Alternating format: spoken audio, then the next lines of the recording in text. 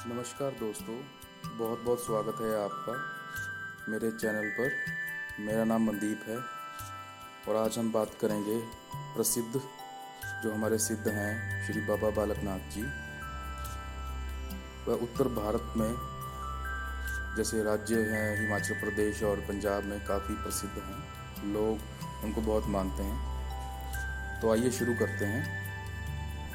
बाबा बालकनाथ जी हिंदू आराध्य हैं जिनको उत्तर भारतीय राज्य हिमाचल प्रदेश, पंजाब, दिल्ली में बहुत श्रद्धा से पूजा जाता है।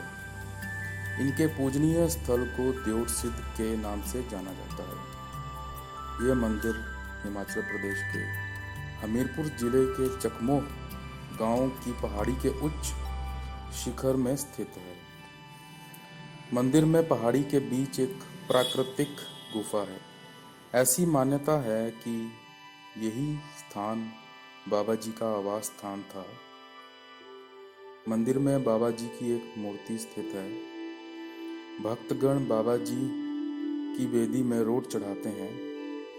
रोट को आटे और चीनी या गुड़ को घी में मिलाकर बनाया जाता है। यहाँ पर बाबा जी को बकरा भी चढ़ाया जाता है जो कि उनके प्रेम का प्रतीक है। यहाँ पर बकरे की बलि नहीं चढ़ाई जाती बल्कि उनका पालन पोषण करा जाता है। बाबा जी की गुफा में महिलाओं का प्रवेश जो है वो प्रतिबंध है, लेकिन उनके दर्शन के लिए गुफा के बिल्कुल सामने एक ऊंचा चबूतरा बनाया गया है जहां से महिलाएं उनके दूर से दर्शन कर सकती हैं। मंदिर से करीब 6 किलोमीटर आगे एक स्थान शाहतलाई है। ऐसी मान्यता है कि इसी जगह बाबा जी ध्यान योग किया करते थे। बाबा बालकनाथ जी की कहानी बाबा बालकनाथ अमर कथा में विस्तार में पढ़ी जा सकती है। ऐसी मान्यता है कि बाबा जी का जन्म सभी युगों में हुआ, जैसे कि सत्य युग, त्रेता युग, द्वापर युग और वर्तमान में कलयुग, और हर एक युग में उनको अलग अलग नाम से जाना गया। जैसे सतयुग में स्कंद, त्रेता युग में कौल और द्वापर युग में महाकौल के नाम से जाने। अपने हर अवतार में उन्होंने गरीबों एवं निस्सहायों की सहायता करके उनके दुख, दर्द और तकलीफों का नाश किया। हर एक जन्म में ये शिव के बड़े भक्त कहलाए। द्वापर युग में महाकौल जिस समय कैलाश पर्वत जा रहे थे, जाते हुए रास्ते में उनकी मुलाकात एक वृद्ध स्त्री से हुई। उसने बाबा जी से गंतव्य में जाने का अभिप्राय पूछा। वृद्ध स्त्री को जब बाबा जी की इच्छा का पता चला कि वह भगवान शिव से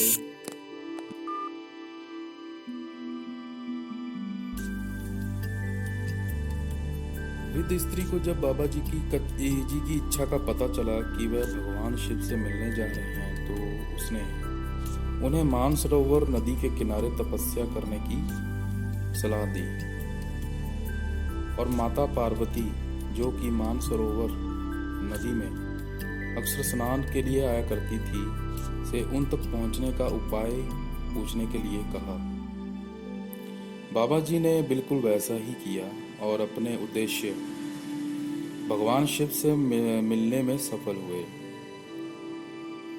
बाल योगी महाकौल को देखकर शिव जी बहुत प्रसन्न हुए और उन्होंने बाबा जी को कलयुग तक भक्तों के बीच सिद्ध प्रतीक के तौर से पूजे जाने का आशीर्वाद प्रदान किया और चिरायु तक उनकी छवि को बालक की छवि के तौर पर बने रहने का भी आशीर्वाद दिया। कलयुग में बाबा बालकनाथ जी ने गुजरात काठियाबाद में देव के नाम से जन्म लिया। उनकी माता का नाम लक्ष्मी और पिता का नाम वैष्णव वैश्य था।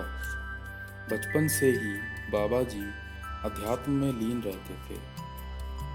ये देखकर उनके माता पिता ने उनका विवाह करने का निश्चय किया, परंतु बाबा जी उनके प्रस्ताव को अस्वीकार करके और घर परिवार को छोड़कर परम सिद्धि की राह पर निकल पड़े।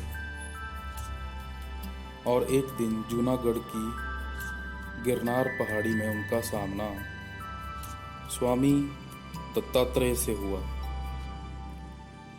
और यहीं पर बाबा जी ने स्वामी दत्तात्रेय से सिद्ध की बुनियादी शिक्षा ग्रहण करी और सिद्ध बने। तभी से उन्हें बाबा बालकनाथ जी कहा जाने लगा। तो दोस्तों, आगे इनके बारे में हम बता रहे हैं। बाबा जी के दो पृथक साक्ष्य अभी भी उपलब्ध हैं, जो कि उनकी उपस्थिति के अभी भी प्रमाण हैं, जिनमें से एक है गरुण का पेड़। ये पेड़ अभी भी शाहतलाई में मौजूद है। इसी पेड़ के नीचे बाबा जी तपस्या किया करते थे। दूसरा प्रमाण एक पुराना पुलिस स्टेशन है, जो कि बड़सर में स्थित है, जहां पर उन गायों को रखा गया था जिन्होंने सभी खेतों की फसल खराब कर दी थी। जिसकी कहानी इस तरह से है कि एक महिला जिसका नाम रत्नो था ने बाबा जी को अपनी गायों की रखवाली के लिए रखा था, जिसके बदले में बाबा जी को रत्नो रोटी और लस्सी खाने को देती थी। ऐसी मान्यता है कि बाबा जी अपनी तपस्या में इतने लीन रहते थे कि रत्नों द्वारा दी गई रोटी और लस्सी खाना याद ही नहीं रहता था। एक बार जब रत्नों बाबा जी की आलोचना कर रही थी कि वह गायों का ठीक से ख्याल नहीं रखते, जबकि रत्नों बाबा जी के खाने पीने का खूब ध्यान रखती है। रत्नों का इतना ही कहना था कि बाबा जी ने पेड़ के तने से रोटी और जमीन से लस्सी को उत्पन्न कर दिया। बाबा जी ने सारी उम्र ब्रह्मचर्य का पालन किया और इसी बात को ध्यान में रखते हुए उनकी महिला भक्त गर्भ गुफा में प्रवेश नहीं करती, जो कि प्राकृतिक गुफा में स्थित है, जहां पर बाबा जी तपस्या करते हुए अंतर्ध्यान हो गए थे। तो ये थे हमारे पूज्य श्री बाबा जी, जो प्रसिद्ध सिद्ध हैं। फिर आपसे मिलेंगे अगली वीडियो में। तब तक के लिए नमस्कार। जय श्री राम, जय श्री हनुमान जी।